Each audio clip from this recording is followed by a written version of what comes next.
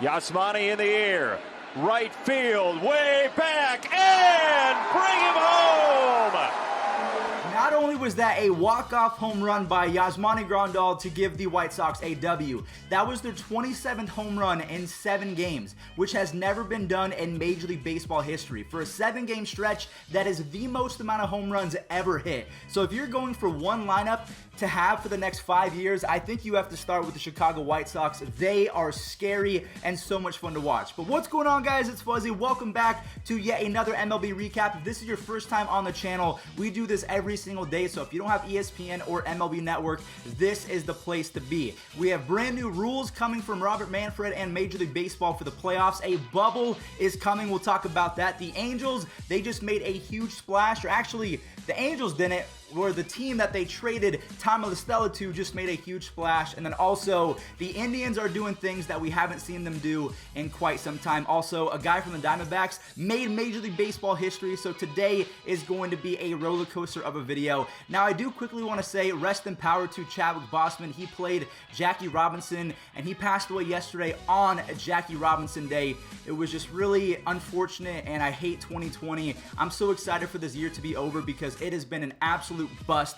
But one thing about Chadwick is he was super positive, and that's what we're gonna do, is we're gonna stay positive today. We're gonna talk about baseball, and we're gonna have some fun, because honestly, I think that's what he would want. Real quick, before we get into the highlights from yesterday, as well as the trade that went down with the Angels and the A's, I do want to talk about what Jeff Passan came out yesterday with, the fact that 1 week before the playoffs, every single playoff team, or actually every team for that matter, is going to have to quarantine in a hotel for 1 week before the playoffs start, because there hasn't been a positive test in a good amount of time. I am going to knock on wood as I say that, but again, baseball is starting to figure it out. No one's going out. I think they really learned from the Mike Clevenger and the Zach Plesac situation, along with the Marlins as well as the Cardinals. So 1 week before the playoffs, every single player in Major League Baseball will be required to stay in a hotel. And then going forward into the playoffs, all of the American League teams will be playing in LA or San Diego. And then all of the National League teams will be playing in Arlington or Houston. So I wanted you guys to hear that from me. The playoffs are going to be a little crazy this year. There's not really going to be a home advantage. So, yeah.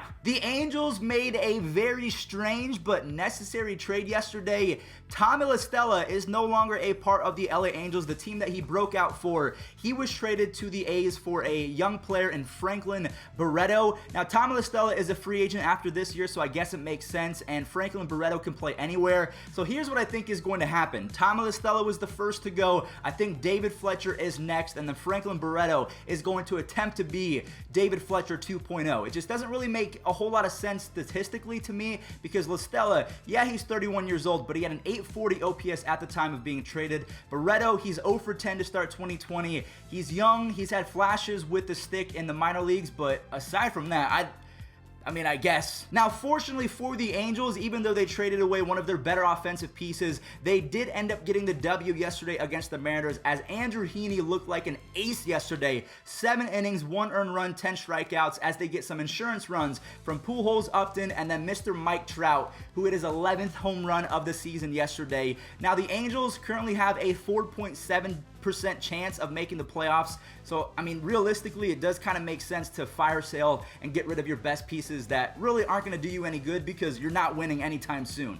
And yes, I think David Fletcher is next. Now, we're going to stick with the trade talk real quick. Now, these are just rumors, so take these with a grain of salt. The White Sox are trying to acquire Lance Lynn of the Texas Rangers. Lynn is going to be a free agent after 2020, so if they do end up acquiring him, hopefully it's not for a ton of prospects or pieces or anything like that. And then also Dylan Bundy of the Angels, he has been talked about going to the White Sox, so the White Sox are trying to fill in all of their pieces with Gerard Dyson, Lance Lynn, or Dylan Bundy. And then also the Braves. The Braves really want Dylan Bundy, and I could see that happening. The White Sox are in fact loaded, and if they can add a dominant ace to their rotation, you got to watch out for them. You seriously do. Because with that win yesterday, they're now tied in first place with the Twins and the Indians, because the Indians, they got a really easy win yesterday. They scored 14 runs on 20 base hits. I feel like we didn't even have 20 base hits going into yesterday's game. That's how anemic the Indians offense has been this year, but everyone got a hit except for Jordan Luplow.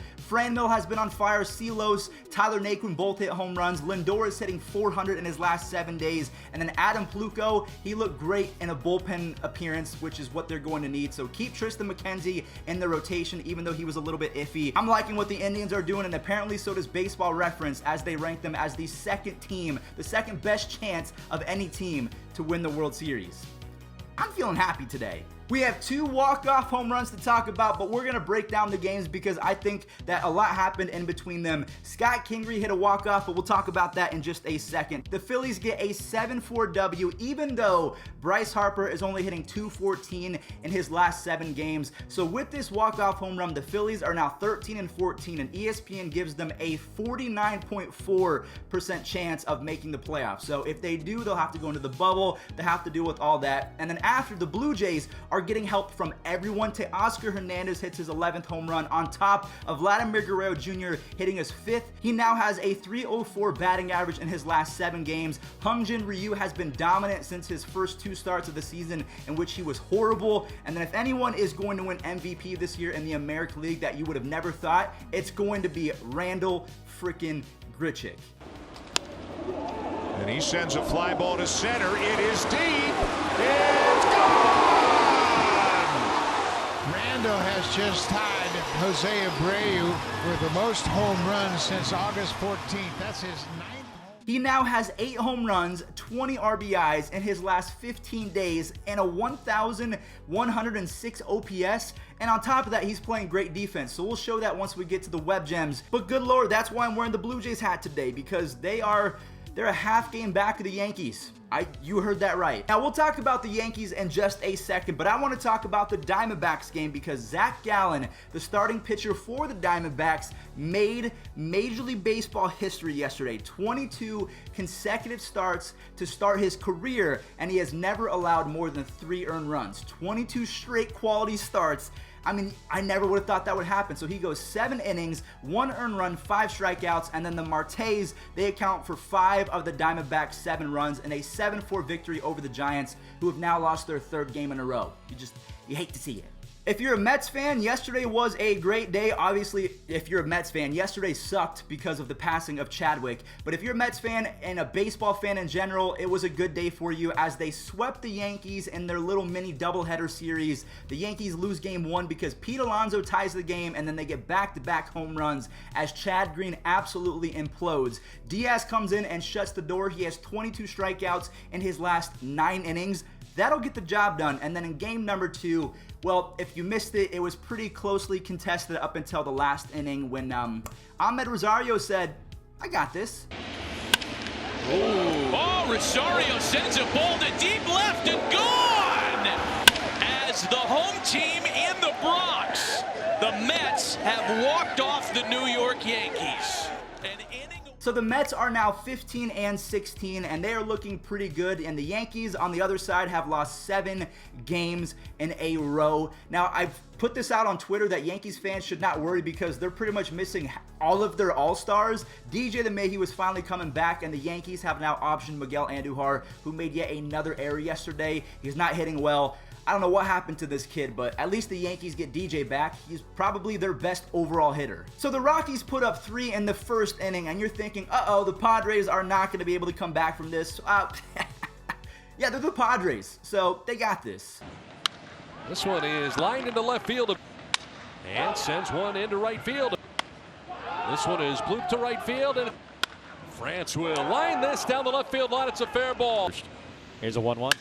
That's hard hit right through the middle and into center field for a base hit. Machado will score easily. So the 2019 Nationals, if you don't remember, they started the season at 19-31. So they were 12 games under 500, and then they came back to win the World Series. I'm kind of getting the same vibe because they looked downright scary yesterday. Trey Turner goes 3 for 5 with 3 RBIs. Juan Soto missed 2 weeks of the season and is already up to 9 home runs. And then Kendrick and Josh Harrison both homer. And on top of that, Max Scherzer pitched. He had 11 strikeouts in 6 innings. I'm thinking that the Nationals can turn their season around better than anyone else in baseball because they have the staff. I mean, unfortunately, Strasburg has not been the same guy. I don't even know if he's pitching this year, but they looked ridiculously good yesterday. And then on top of that, another team that is underperforming that looked great yesterday, the Cincinnati Reds. This is exactly why they're not sellers. The close game ends with a Reds 6-5 victory after Jesse Winker and Eugenio Suarez Torres put the team on their back.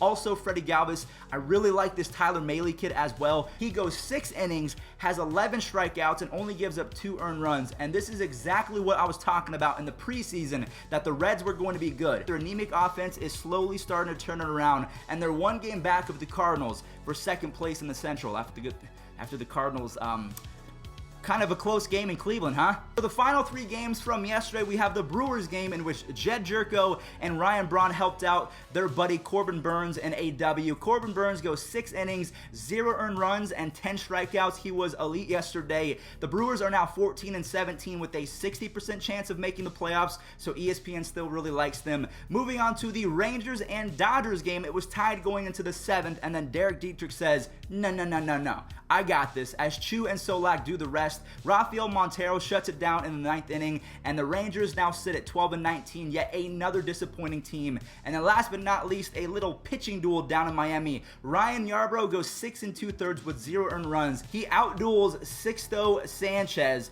and he was absolutely electric. 7 innings, 0 earned runs, 10 strikeouts. I mean, how do you not get the W? Late game singles from Yandy Diaz and Michael Perez sealed the W as the Rays soar past the Yankees. They are now 4 games ahead in that division. Whew. That was a little fast break for us. Jeez, that was a lot in a short amount of time. All right, guys, well, let me know what you all think of the rule changes and everything else that we talked about this video. What we're going to do to end today's video is we're going to roll the web gems and then this day in MLB history. So a little montage of baseball for all my baseball fans out there. So thank you guys for watching. Hope that you stay safe out there. Again, rest in peace, rest in power to Chadwick. Just an awesome actor. Stay positive out there, be nice to each other, and enjoy the highlights. Arenado drives one to left field shallow. In comes Mateo. He dives and makes the catch. And Don, as you mentioned, he didn't move back.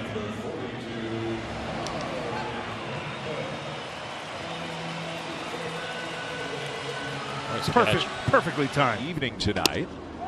In on his hands and a fly ball hit to left center field. A long run. Grichuk, a diving catch out in center field.